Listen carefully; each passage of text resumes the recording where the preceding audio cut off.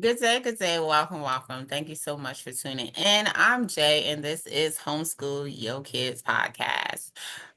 Before we get started, make sure you check out homeschoolyourkidsexpo.com. Check out our traveling schedule for this year, 2025. We have some great stops this year, and I'm so excited. So please be sure to check out the schedule. And also, big shout out to two of our sponsors that are ensuring that you are not homeschooling alone. So check out them because it is not a journey that is meant to be done alone. So tap into your resources, excuse me.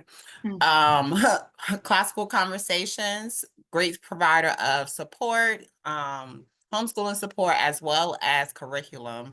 And Base Camped, I keep trying to change this lady's name, but it's Base Camped. They have it's a really cool app that you can download and find community near you. You can find classes, tutors, workshops, and you could just find other homeschooling families that you can, hook up, make schedule play dates with and everything like that. So it's a free app to download. So check that one out also. And today we have with us my lovely New York friend, Miss Dom. Dom, introduce yourself. Hi, Jay. Good day. Good day. Yeah, thank you so much for having me on. Homeschool Your Kids is what's the adjective I want to use? Invaluable is the only thing that comes to mind. Oh, thank you. Yeah, it's an invaluable resource. I think the kinds of conversations you're having, especially on this podcast, and also, of course, on the Expo tour, are super important and enlightening. And I hope that we have one of those today. I think we will. Good. So who am I? I'm Dominique. Let's start with that. Yeah, I'm an educator, an alternative educator, and I've been an alternative educator since I got my own GED and was tutoring and sometimes like substitute teaching GED subjects in 2010. So whatever year you're watching this, it has been that amount of years since 2010 that I've been in education. And now I'm the founder of Off the Beaten Path Learning since 2020. And we do really cool work, usually one-on-one with learners of all ages. It has expanded, and what we do is we use self-directed education to whatever goal that learner has. We get them there in whatever way is best suited for them. I think that's a great way to say that. I daunted on, and this is Dom's second time on the podcast. So we're catching up and updating. She has some updates as far as what she's providing and everything. But I always have to commend her on her name of her organization because I love Off the Beaten Path.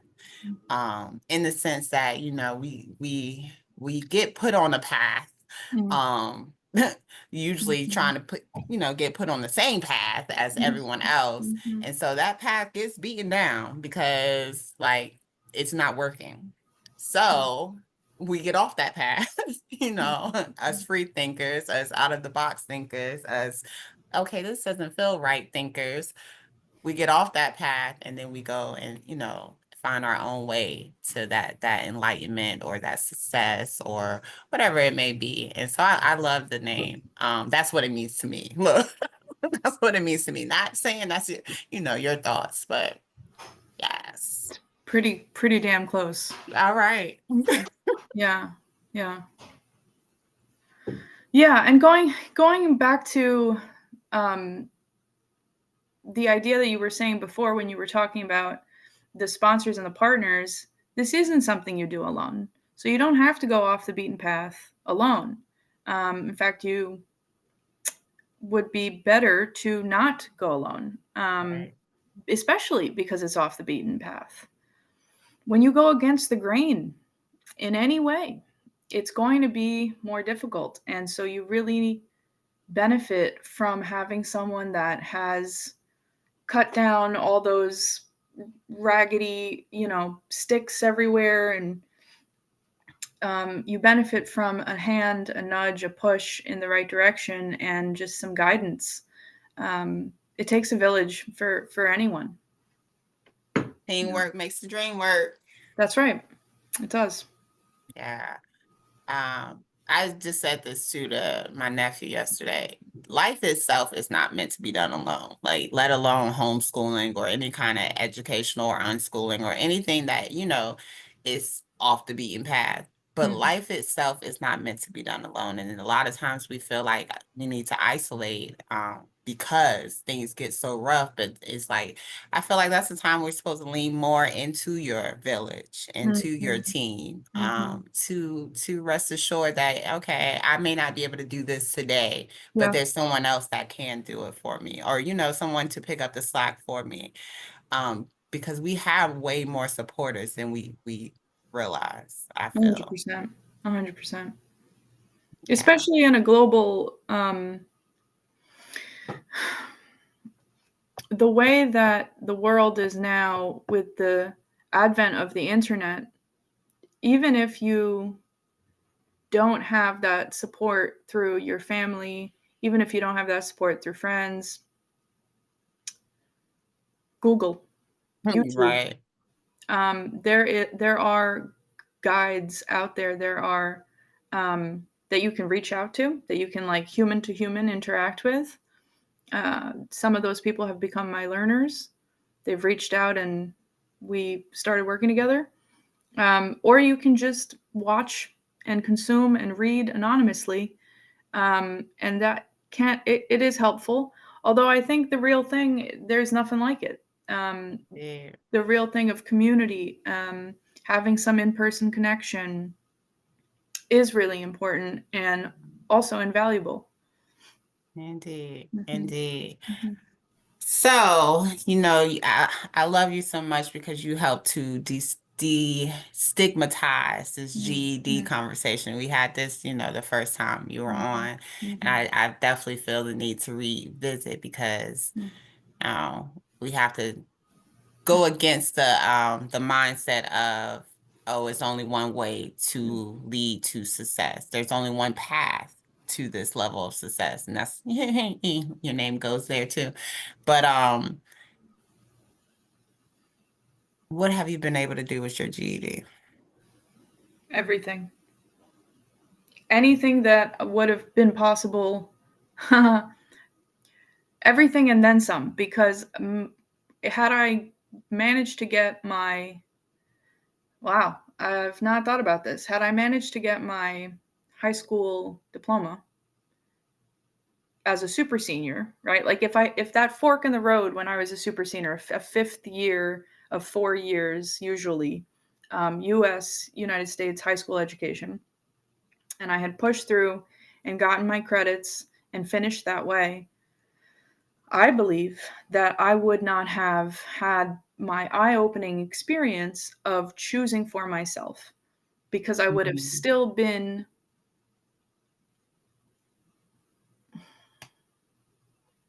resigned to another person, another system's goal.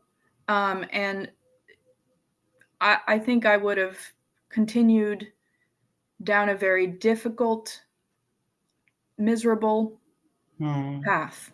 I would have, I hope that at some point I would have figured out that I have the power to decide for myself. Right. But it wouldn't have been then. It would not have been then. And theoretically, I could have suffered a lot longer, because the GED was such an eye-opener, it opened up my horizons. Was I able to get into City University? Yes. Was I able to get into Goddard College, where I eventually got a bachelor's and a master's? Yes. With my GED? Yes. But I just think it meant so much more than those things. It allowed me to step into the field of alternative education in a really immediate and lived experience way. Everything, like mental health, professional development, figuring out my purpose, my impact, all of that was born out of that test.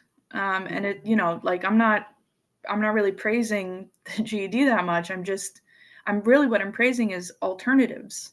Mm-hmm. If you're the kind of person who doesn't feel like you're thriving in whatever road you're going down, and that road is a beaten path, a kind of chosen for you, the mainstream road, and you're not feeling like excited by it, you're not feeling empowered by it, get off the road. Go take another lane. Take your lane. Be on your lane.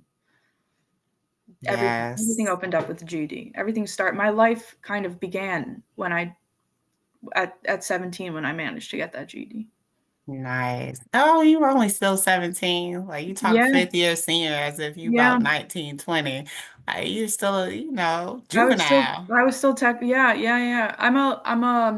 I remember I made the decision to get my GED November so I would have been 18 when I got it, actually, because I got it in 2010. Okay. But I made the decision when I was still 17 because I'm a late year birthday. Okay, Yeah. gotcha. Mm-hmm. And so you jumped straight from GED to your passion. Haha, no.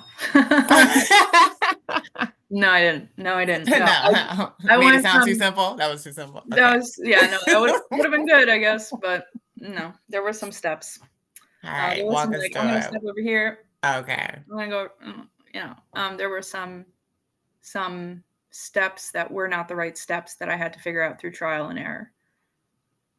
English major, wanted to be a teacher, and I mean I'm an educator, but I'm not a certified teacher.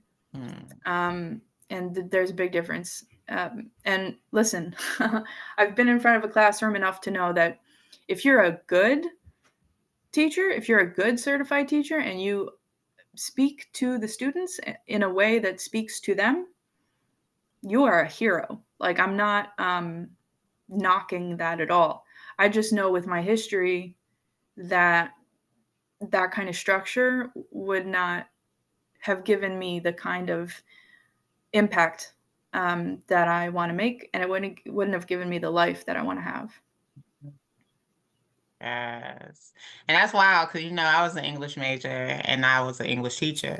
So the fact that you say that, it's like, look, I didn't jump off the path. I did. It took me a Right. minute to Right. jump off the Right. path, honey. It took me a Right. good minute.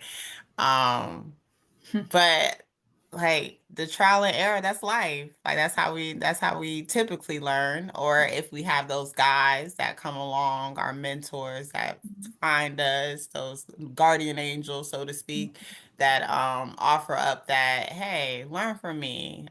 You don't have to do this. Like don't do that actually, because that's not gonna lead you where you want to go.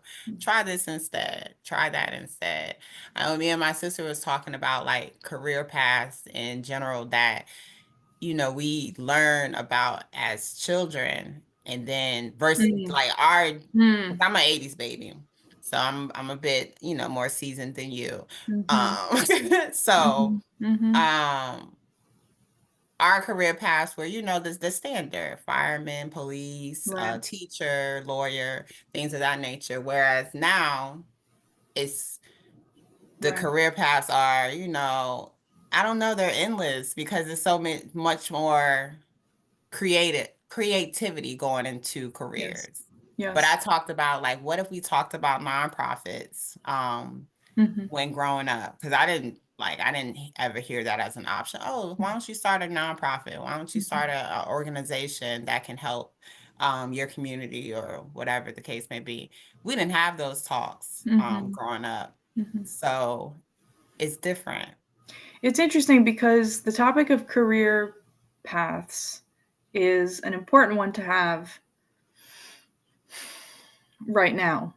2025, AI is now a thing.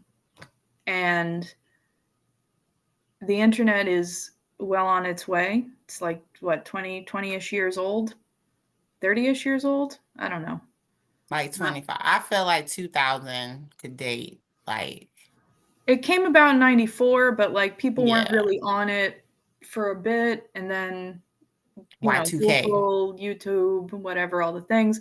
But my point just being that I think more and more and more alternatives are becoming the norm to some extent. Alternatives in all sorts of ways, and alternative career paths are kind of inching toward more of a mainstream inching. I say inching very purposefully because it's not there yet, and it may never be there, and that's fine. But it is inching toward the forefront of how we consider our options. At least if you have access to that kind of conversation, it's there. And it's so important because I think what I was taught in school, and I see this still being taught in school sometimes, is memorization, how to answer a question, multiple choice, how to take the test. And these skills are good for compliance. These skills are good to build obedience, which are, obedience and compliance. I'm not maligning those are as good skills and attributes to have, but I think we're entering a world we're in a world actually where that's not the most marketable thing anymore. The Industrial Revolution in the 1800s really cemented that as like, you know, to feed yourself and get shelter, you want to get a job. To get a job, you want to make sure that you have the ability to listen to your whoever is the owner, whoever is the boss, Your superior. Because if you can't follow directions, then you're homeless at some point. Is the like extreme fear, right? Yeah. But I think we're entering a world where complexity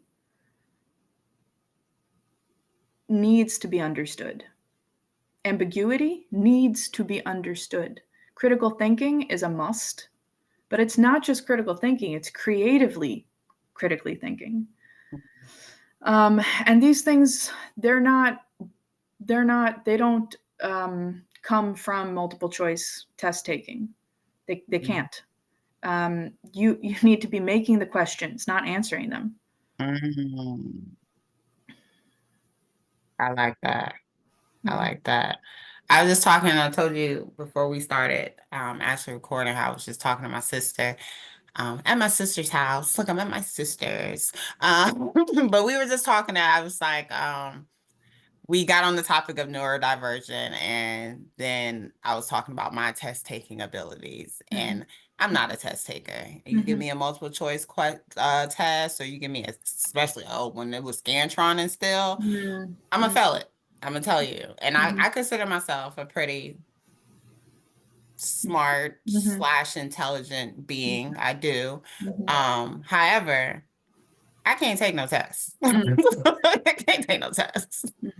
That's not my thing at all. That's not, you have to talk to me to actually, really visit my mind, as opposed to giving me a piece of paper and hoping that I can, pour out all this. I don't work that way. So, in talking, we were talking about the, definition of neurodivergent. And I'm sure you way more well versed in that, because, I'd like to give my, like, well, this is what I think it means. But what is not neurodivergent for those listeners who are not familiar with the term? The first thing I'm going to say is look it up. Right. But I'll give my perspective on it for sure. But I'll also say I don't know the definition off the top of my head. I don't even know where it came from. Yeah, I actually do know where it came from, but I'm forgetting this person's name. They were a young person when they oh man, it's an interesting name. But I can't remember. So, okay. So what is neurodivergent and what is neurodiverse? So those are two separate words. And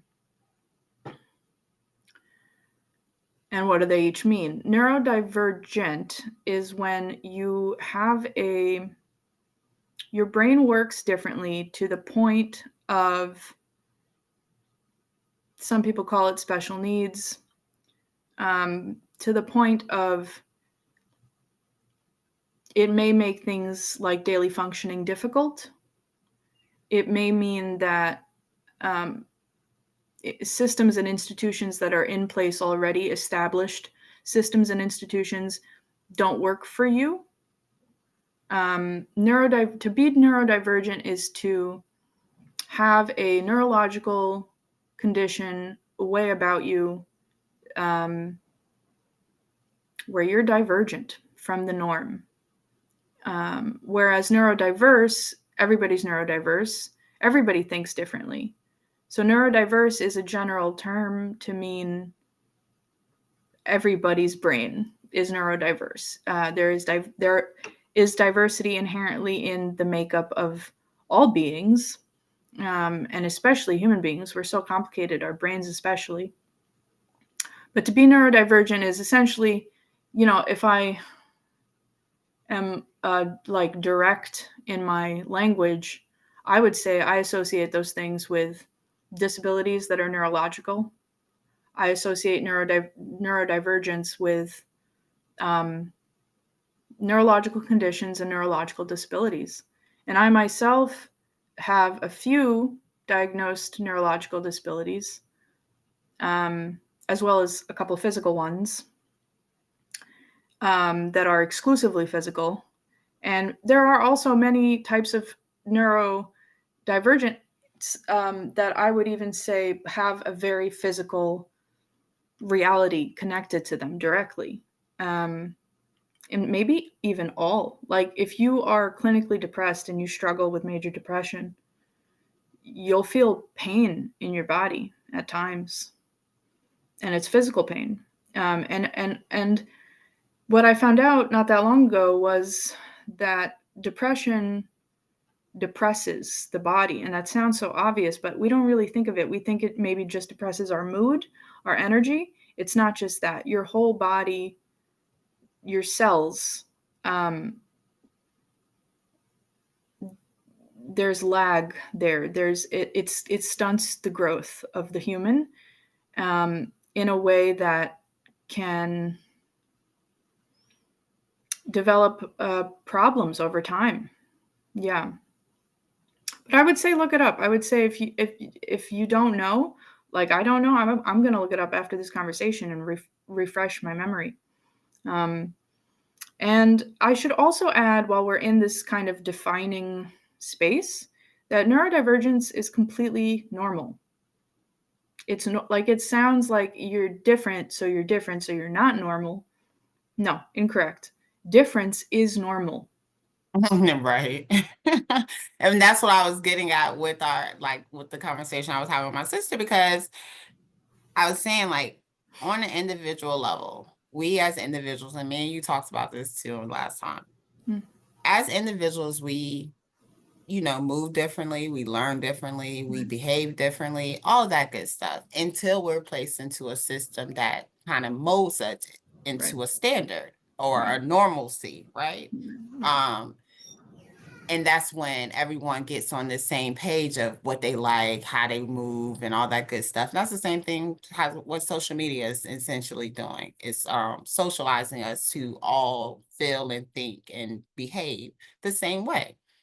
However, if we were to be left in a natural habitat of just leaving us alone and not putting us into systems or having us participate in systems that shape us, we will all just be very, very quirky individuals. Like we will all have our own little, our own little niche, our own little, you like that, or, things of that nature. I can go into the conversation my students had, my 10th graders one day. We were in a Socratic circle because we were reading a novel. And they got to talking about how they ate their noodles, their oodles and noodles, how they ate their ramen. And some of them talk about what they put in it, and then somebody yell across, "Oh, that's gross!" And then Mhm. somebody else be like, "Oh, I do Mhm. this," and it's like, "Oh, why would you Mhm. do that?" But it just showed the diversity, neurodiverse, Mhm. the diversity of each individual as how we do things being so different until someone tells you, "Oh, that's gross." Then Right. you're thinking like, "Oh, well, is it?" Right. That's a We great example. right? But we are meant to behave and act and think differently. So Yes. different is good. Different is good, different is normal. Different is different. In fact, I would even say now in this time, like going back to the career pathways, being able to, I would say being neurodivergent is a superpower, especially now, especially in this day and age, because if you operate differently to such an extent that out of necessity, you have to go off the beaten path. The beaten path is not working for you to such a point that you maybe are miserable, that you maybe are not functioning to the best of your ability or even close. You have to build that different life for yourself, that those different circumstances, that different job. um, you create it. You see the problems in the world in a different way. You attack it in a different way. And that kind of not copying what has been done, that's innovation. That's how we move the world forward. Um, it's incredibly powerful, and it's alarming that we stifle that so hard. There are even some kinds of therapies, or individual practitioners, um, individual schools and teachers, individual professionals, and individual kinds of professions that are, I think, this is just my opinion, but dedicated to molding is a nice word for it. Beating the different out of you is a not nice way to say it. Um, re- re- re- Repeating this idea that you have to fit that mold, and if you don't, you're in trouble. Whereas I just think that's so dangerous. It's so dangerous to ask someone, not even to ask, but to manipulate someone to be someone that they're not. It's so dangerous. It's so dangerous to even think of themselves as someone that they're not. No. It stunts the development of the person. And think about how early on that starts to happen. Like, Early, early. early. And so then we get to a point or a place where it's like, oh, Right. shucks, I'm 35 and I don't know who I am. Like Yes. that, I used to Yes. like this, but Yes. do I like that anymore? Yes. Like, I no. don't trust myself. I don't What? trust my instinct. I can't even What? hear my instinct. What? Mm, that's Sad. It's heavy. really sad. That's yes. I know, and I share, and I probably have shared before. When I resigned from teaching in 2021, I was unhealthy. Like I was so like I was Mhm. my physical was by far so damaged, but my mental, like Mhm. I was so Mhm. I don't even know how to describe it. I was just down bad. Like it's the best way. Mhm. For my New Orleans natives. I Mhm. was down bad. Okay. I was like 130 pounds. I may be being nice with that.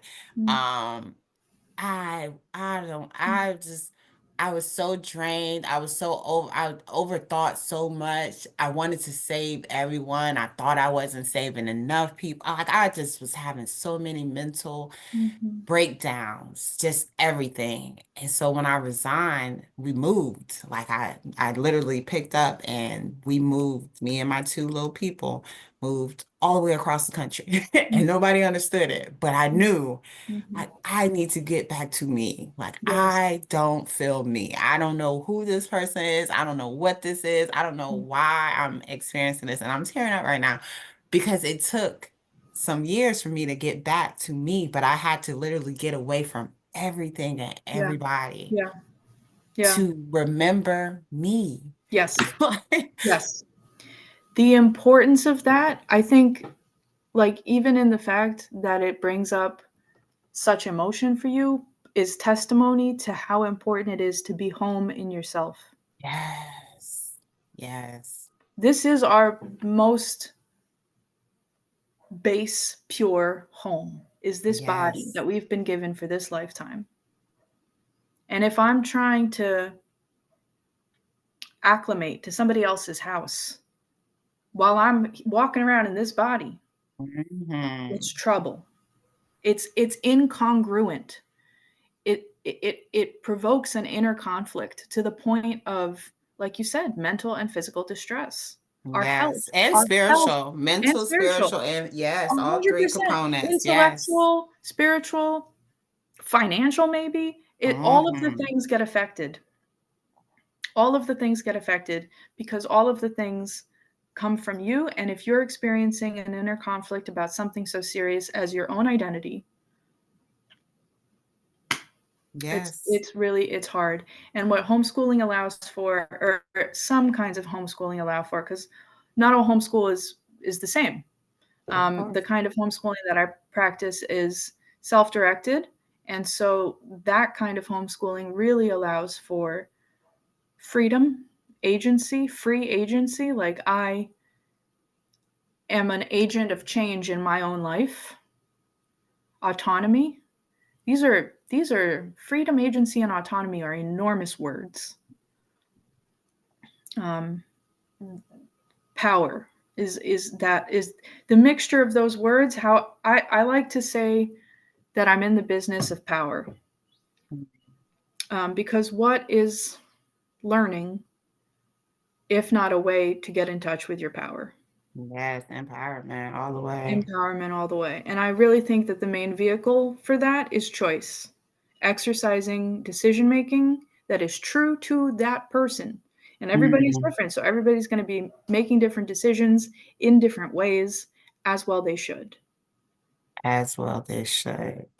That's the thing we live in, especially with social media now, like where everybody's lives or the highlights of their lives or whatever components they're sharing is so forefront, whereas people really feel like their opinions should matter on other people's lives. Like, it's like, girl, that ain't got nothing to do with The only you. time your opinion matters on somebody else's life is for you, the opinion giver. Right. That's it. The other person does not need, unless they asked for it from you in Indeed. particular, they don't need that information. That's a you thing. That's a if I think that Jamie is not going to school in the way that Jamie is best suited for, but Jamie disagrees, Jamie doesn't need my opinion. Maybe I need to reflect on my opinion and what that means for me. That's quite possible, but yeah. And coming back to the neurodivergent reality, a lot of people are going to have opinions, especially if you're a parent with neurodivergent kids or a neurodivergent child. Opinions are going to be aplenty. Right. I call it And noise. a lot of noise, a lot of I call noise. it noise. Yes. And the ultimate thing you have to do as a parent is observe and listen to your kid, and trust your kid. And it's tough because kids, children, young people, they come in all sorts of different points in their life, different ages, different abilities to articulate what they need, um, verbalize what they need. And so I say listen to your kid, but sometimes your kid's nonverbal. Or even if they're verbal, they're not maybe cognizant of what they really want or think. And so it's tough. It's a big ask to say, oh, listen to your kid, observe your kid. Like, I don't want to belittle the enormity of what I'm suggesting. It's tough. It's really tough. Oh, I include the word observe very, very, very purposefully, because observe critically, observe non-judgmentally, but also critically, which is to say, if you see that your kid is, let's say, this is a common one, let's say they're 11, 12 years old, and they're on YouTube whenever they get the chance to be. They're playing video games whenever they get the chance to be. So they're on screens all of the time. Chances are that if you're the parent of that 11, 12-year-old, you were not on screens that much growing up. You probably watch TV, probably watch some movies, but not like they're watching. And so observing, what are they watching? What are they interested in? What kinds of games are they playing? When they play those games, what speaks to them the most? What are they most interested in? Is it the stylizing the character? Is it the getting in a team and doing a team mission? Is it the story? Is it the setting of the game? Observe, really untangle those interests, because all of those little clues are how you're going to, in a strengths-based way, come together and offer different options as to how they can turn that into a real education. There's a story on this from Off the Beaten Path. I worked with a learner for 4 months. At the time she was 8 years old, South Africa. We met virtually. I'm in New York, so it's not like I'm flying every week, Although it would be nice. It'd be hectic. One time would be cool. But anyway, so yeah, we're working together for 4 months, and being that this is self-directed, her goal was to be more clever with friends. No. Yes, and an important goal, especially for that age. However, her mom's goal for her was, my kid cannot read, and my kid needs to read.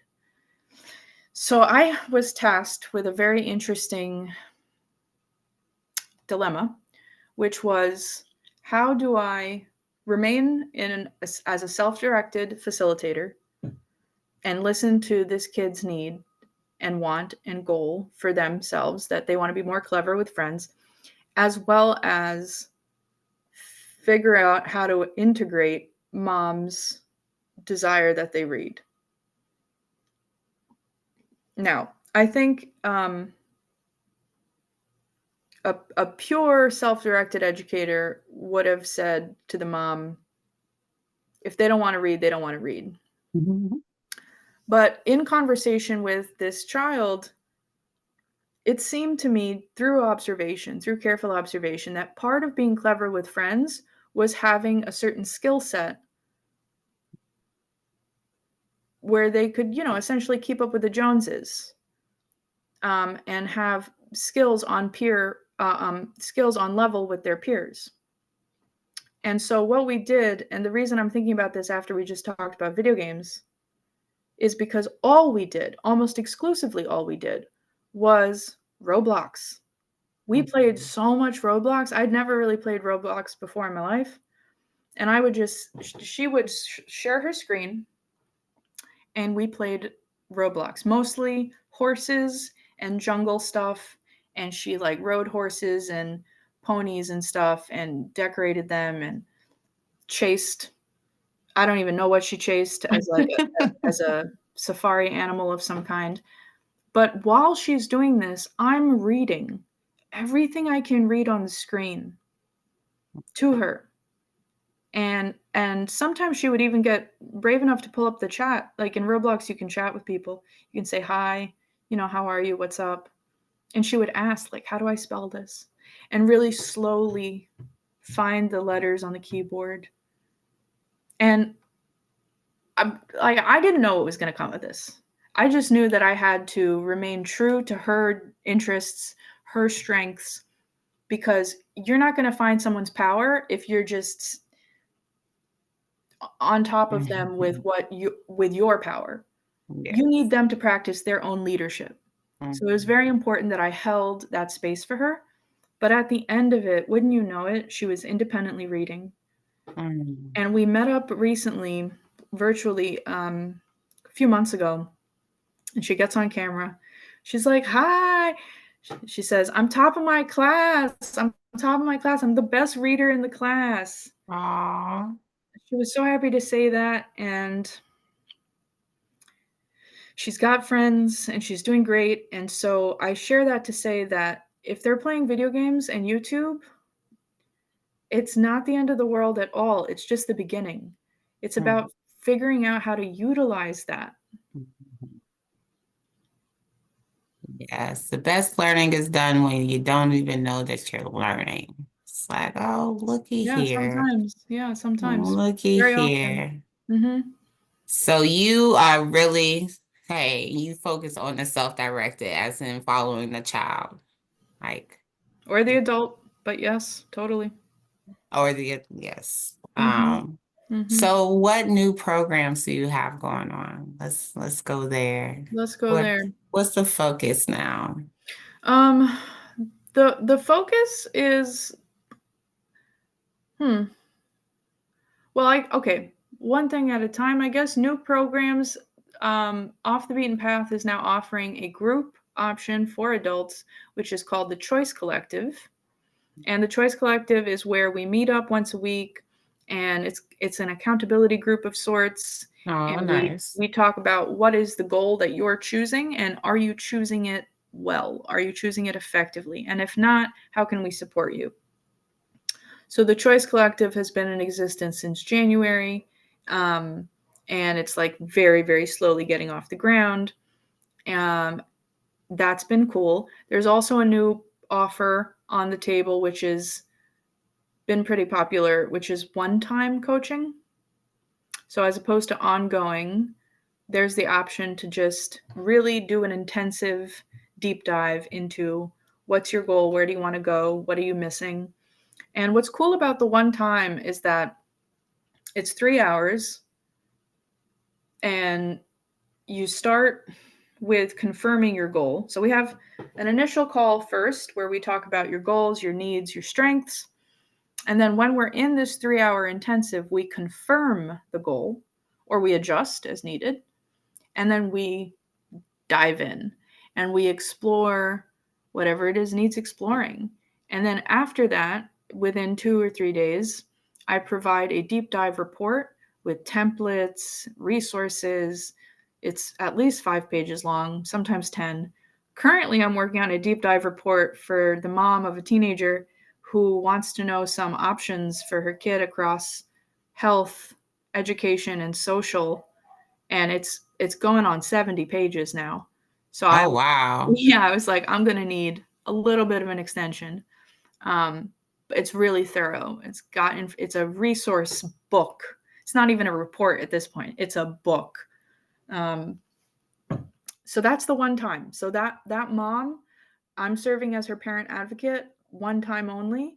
And if she chooses to get support with, her kid, if her kid chooses to get support for themselves, then cool, we'll do that on an ongoing basis. But there's this separate offer now where one time for either young people, but it's mostly adults who are taking advantage of this, one time coaching is available. And I can see why it's useful. A lot of people use it to launch their business.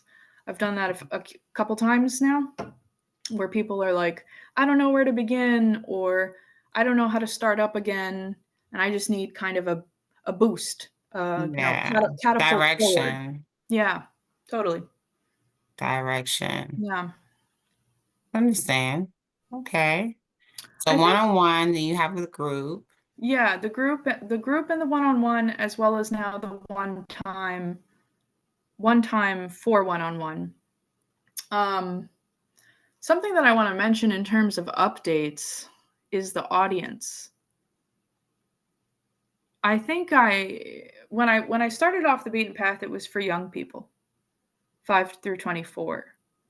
And over time, I noticed that adults were also curious and interested and then started benefiting from it. And now I'm seeing this very specific audience that is really wonderful for this off the beaten path world, which are neurodivergent families who are founders. Neurodivergent founders with families. A very unique, specific audience. And I think it speaks to them so highly because there's this interesting mix of ambition and innovation out of necessity. And that's really what we do. That's why we were invented. I mean, the story behind Off the Beaten Path is that a learner, I remember talking about this last time we did a Homeschool Yo Kids podcast. A learner contacted me through their parents, said they needed a talent manager, and off we went. But their family and their situation, I would say, has a lot of similarities, a lot of parallels with neurodivergent founders with families. And that's been a big chunk, a big piece of the pie out of the 32 people that we've served. A lot of them are neurodivergent families. A lot of them are neurodivergent families who have a founder in there somewhere or a founder in the making. When I think back on the definition that you gave for neurodivergent, it's like out of the box, basically. Yeah. It's Yeah. like Yeah.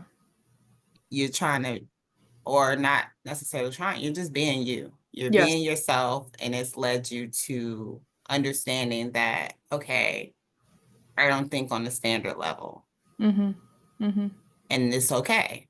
Mm-hmm. Because this is how I identify, and this is who I am. Yeah. And so they've kind of given those I don't even know what to, I just feel like, because you think of it like, I thought neurodivergent in a sense, it's like autism. That's one kind. There are many. But that's what I'm saying, like with like autism, that there's a spectrum of like what it is, like as far as, I don't know, because I'm not well versed in autism, but there's a spectrum. Also, yes, totally. It is a spectrum. So with neurodivergent, that's how I see it also. There's a spectrum, like where you fall or whatever. So in a sense, we mostly all are I feel like everyone's we're definitely all neurodiverse. I think for me, the divergence between neurodiverse and neurodivergent is where it becomes so much a part of the reality that it's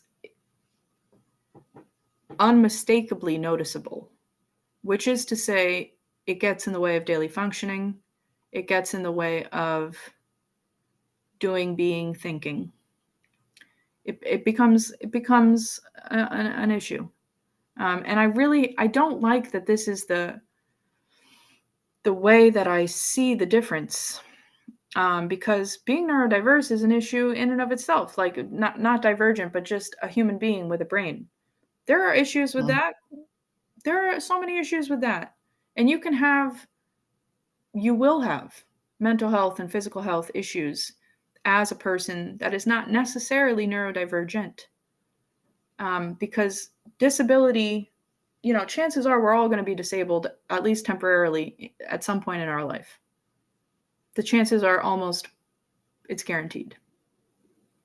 I'm really trying to say this out loud and explicitly, that maybe that's some internalized ableism on my part, that I see that difference as, well, with one, you don't notice it, it's not a problem. And with the other, you notice it, it's a problem. That was my experience coming up as a teenager, figuring out that I was neurodivergent, that I struggled with my mental health in a serious enough way that it deemed therapy and medication and doctors, and eventually hospitals. But like, why does it have to be that? Why can't it be like, I notice that I'm so super goddamn cool that I'm neurodivergent? Like, oh, let me see if let me get evaluated to see if I'm autistic, because the way that I see and interact with the world is so interesting and cool that I must be autistic. Like, I have to find out, because I can't possibly be this cool unless I'm, you know, that was what I'm saying. Like, this is just me kind of venting about my own perspective, because I don't like that one is a problem and one isn't. That's not, they're both problems. They both inherently have problems, and Societal problems, problems.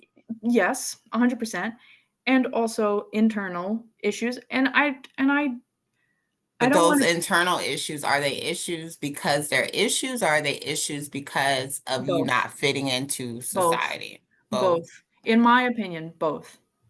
So I think a lot of people that are disability advocates would say it's only the outside world that is a problem and you are not the problem. And while I think if that perspective works for you, by all means run with it.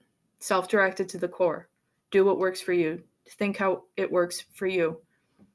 But for me, it's both, because in my personal experience, the internal, even if the world was completely accommodating, the internal would still be tough. So I don't want to, that would be belittling my own experience. I don't want to disrespect myself. That's just how I see it. But I also want to point out that problems are opportunities. We don't grow, we don't learn without problems. Problems are beautiful opportunities to be taken advantage of, to be embraced. No, I like that, because I just said to someone, because it was like, oh, it's always something, and I said, yeah, it is. Like that's what right. life offers. I That's right. said, That's right. but it's okay, It's a especially if there's a gift. solution to Mhm. that something. Mhm. Like, Yeah. if there's a solution, then what are we talking about? The solution, I hope. The solution, I hope. But Yes. like Yes. essentially, yeah, life is going to present a lot of problems, a lot of obstacles, a lot of And issues. they are blessings. They are blessings. Because without them, we would have nothing to figure out, and life would not be. If you've got nothing to figure out, you've got no stress, you've got no problems, you're dead. That's what I mean. That's what that means. I knew You're you no were about longer to living. say that though. You're not here. You're not anywhere. Yes. To No, be, because I mean, you to be alive is to go through change. Change inherently comes with some pain. It comes with some figuring stuff out. It comes with some problems. And like I said, they're opportunities, they're gifts. Like you said, they're offerings. yeah.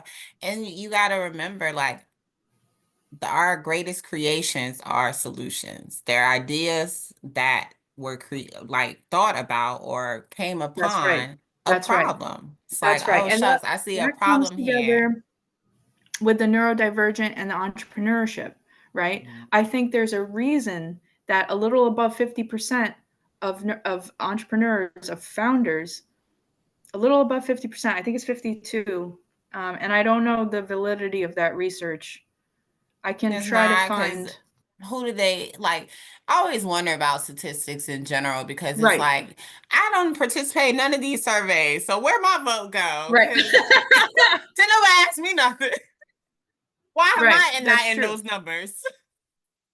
That's true. And sometimes I find statistics that would have included me, Mm. like statistics that may have included me. And I think this is interesting because I wasn't presented these upon results. Mm-hmm. Like, you studied me. Like, I took a neuropsych, an IQ. I was poked and prodded as a teenager getting the IEP. Like, through the IEP process, they do a lot of tests. Mm. And now I'm an adult and I'm researching like education over time and neurodivergent education, special education. And I see these results and I'm like, wow, I am one of those in that statistic is me.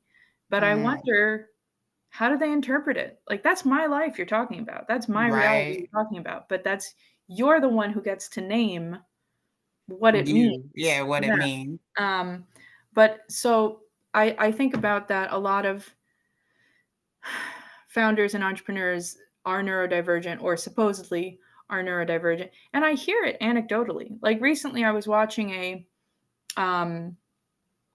podcast episode between Cody Sanchez, who like is big on buying boring businesses, and Dave Ramsey, who's big on don't have debt. And they're talking. Cody Sanchez is interviewing Dave Ramsey, and Dave shares that something about, I think he pointed to dyslexics, and he said something along the lines of,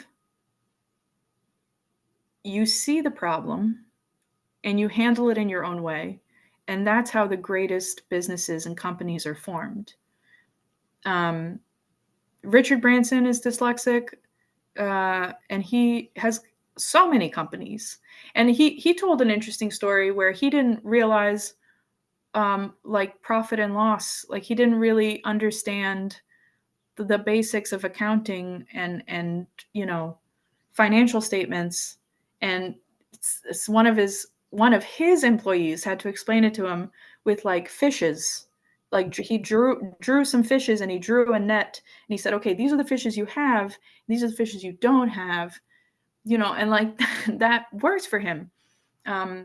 It's very interesting that entrepreneurship is such a neurodivergent game. Right.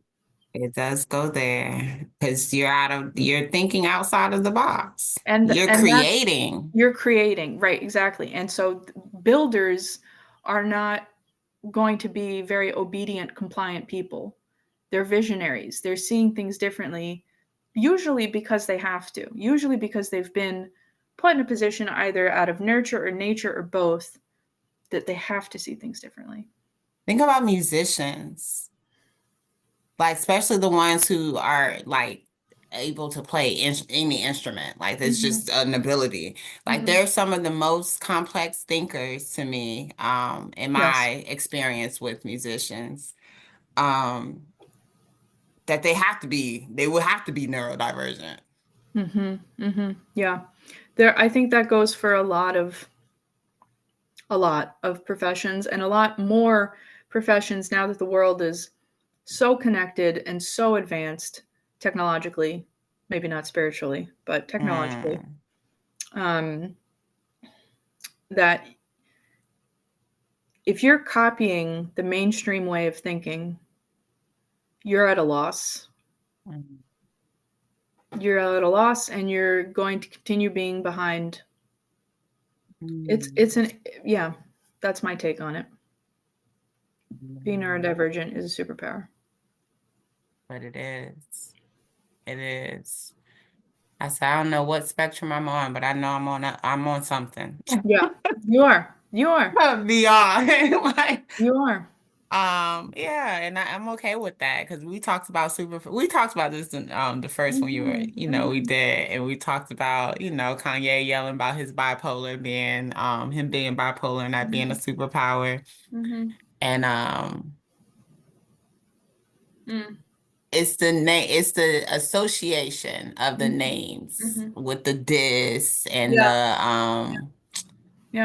forgot what the other one was, but it's just the name association that makes it sound like it's a hindrance when in all actuality that's stigma, really that's ableism, that's those associations are the basis of all oppressive systems. Isn't that something? Because judgments, right? They're all prejudices are based on, I already made this judgment about you because here's the information that I already had in my brain. So I see you, I hear you, and then click, I'm already like in this mindset based on those stigmas and preconceived associations. When I tell people that I'm bipolar, they'll have all sorts of thoughts in their head that I can't control. And nor do I wish to. Like, it could just be a self-filtering conversation where I say, this is something that's part of my reality, and they say what they say, and then we just decide to not really be in each other's circle.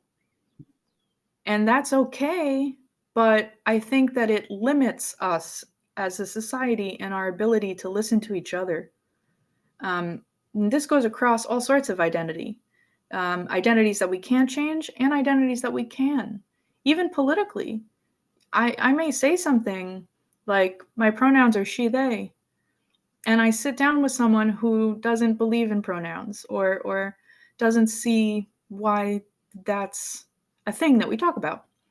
Now, I personally love to disagree with people. I love to be in conversation where I can disagree with someone. In a civil way, of course. Like, I don't want us to, call each other names or physically assault each other. That's not what it is. But I love to hear different people's perspective. Of course. And that's how we grow. And so to use a preconceived judgment to limit myself to not interact with another human being is a form of allowing ignorance. I'm not about that. Indeed.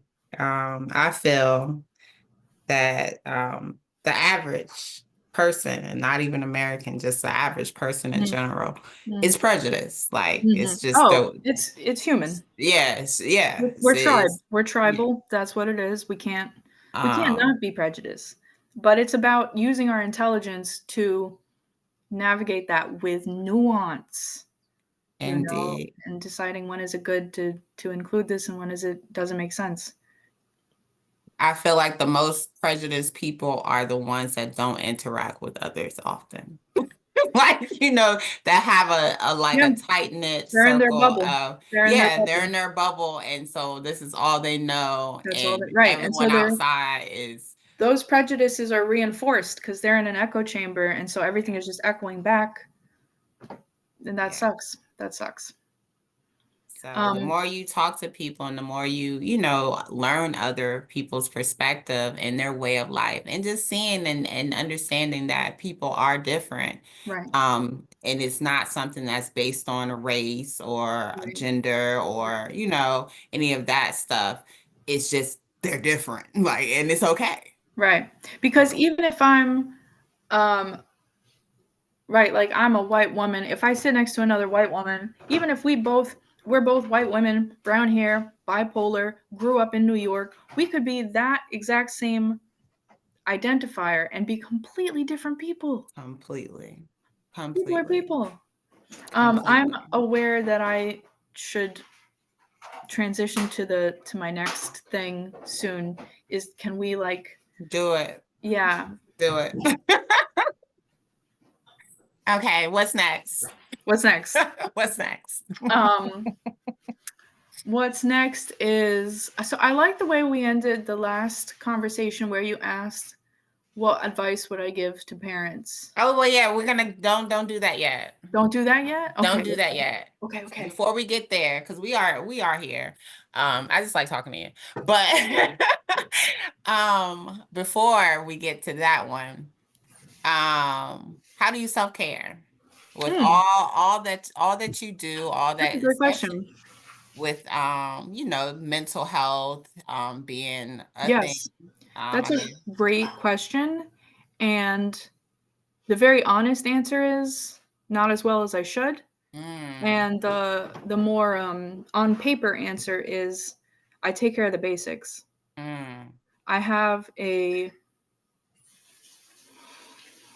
I'm very organized and methodical in my thinking, and so I actually measure if I'm doing the basics.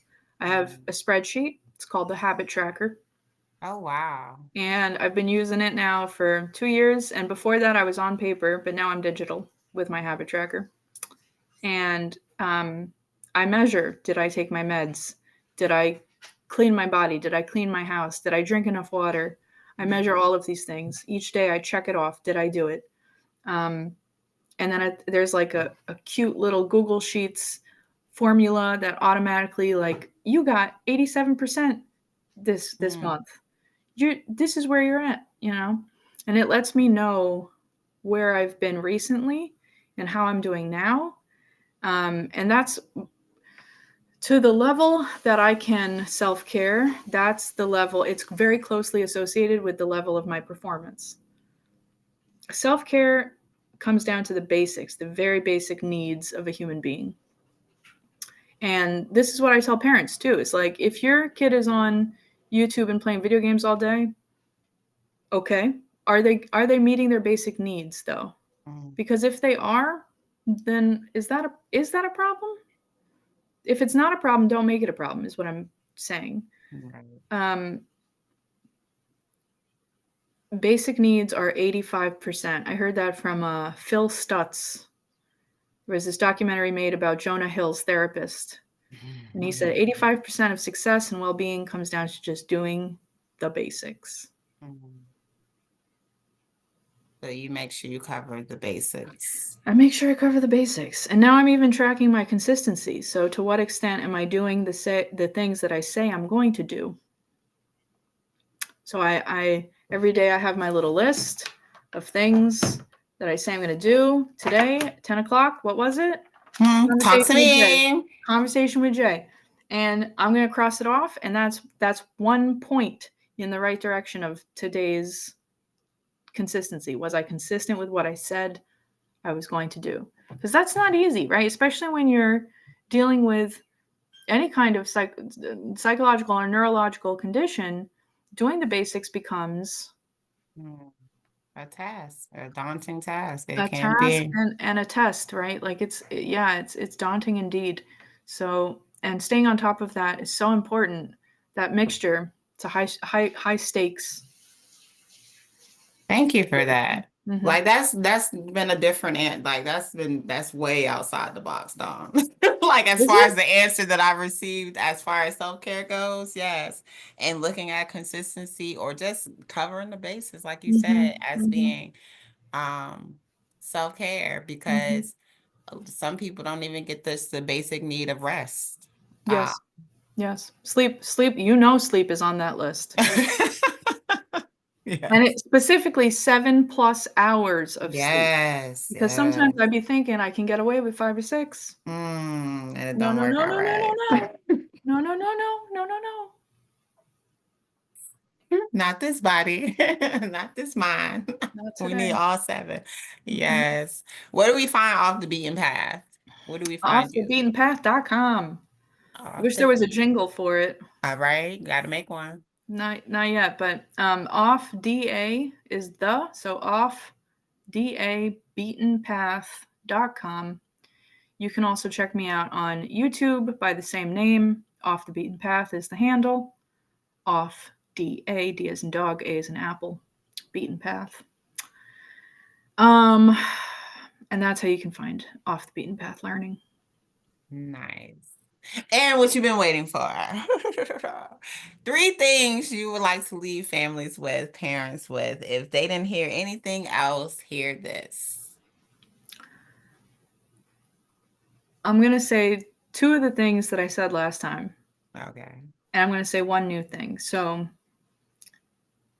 strengths, failure, and patience. These are the things I'm going to say just to give you a sneak preview. Strengths are where you begin. When you're observing, like we talked about earlier, when you're observing your child, what they're interested in, how they operate, what they dream about, what they are scared about, when you're making all these observations and listening really attentively, what you're listening for and observing for are what they're good at. Start there. Because if you start with their strengths, you're giving them a leg up. You're giving them the ability and opportunity to expand what is already working. Once the strengths are strengthened, then you can really tactically look at what's not working and learn how to work around it, learn how to work with it, learn how to accommodate for it. But if you just start off the bat like you're doing horribly and nothing you're doing is right, and the kid is going to feel such a lack of self-esteem and self-efficacy, they're not going to be able to believe in themselves enough to do a damn thing, which sucks. So start with strengths everyone is a genius. Everyone loves and is interested in something. Yeah. So start with what they love, start with what they're interested in, and go from there. Failure. Jingle. To fail is human. To fail is good. To fail well is better. I would say failing is inevitable, but learning from it is not. And so the key really is to fail well. Some people are advocates of failing fast. Couldn't tell you what that's really like. But if you fail slow, fail well. Like either way, try to fail well. Try to fail with meaning, constructive meaning.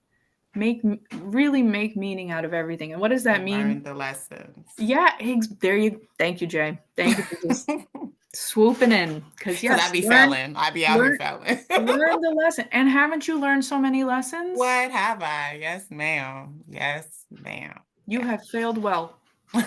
Thank you. Congratulations. Thank you. you. And so have I. And so have I. You know, and it takes time, which goes to my next thing that I would advise parents, which is patience. Patience and trust, those things go together. You're not going to see the outcome ever. Ever. Not on your dying breath. Not ever. Because there is no outcome. It's a continual process. And, you know, people are like, parents say to me, I want my child to be independent and successful and happy. Those things are wonderful. And yes, I agree. And 100%, I think that's a great parent thing to want. But those aren't permanent states of being. They can happen at one time and then go away and come back. It's a not to sound like trite, but it's a journey. It's a continuous process, and processes are ever changing. So they're not fixed in time. They're not permanent. They change. That's what they do. So be patient, be trusting, and allow for those changes to happen. Like just fully expect change and not knowing. Change and uncertainty, be open to it as much as you can embrace it as much as you can. I know it's difficult, or at least I don't know. I'm not a parent, but in my on my own, well, no, I'm just not a parent, so I don't know. Maybe all this advice should be taken with a giant grain of salt. I'm an educator, so I've been around that block, but I've not been around the other block of like 24/7, 365 for the rest of my life. You are my baby and I care for you, and your whole life is on me. Like, I don't know that rodeo. So, but yeah, in my limited ability to give advice, I would say those three are really important: strengths, failure, and patience. I love it. I'm going to just say, trust the process. Homeschool your kids. Yes.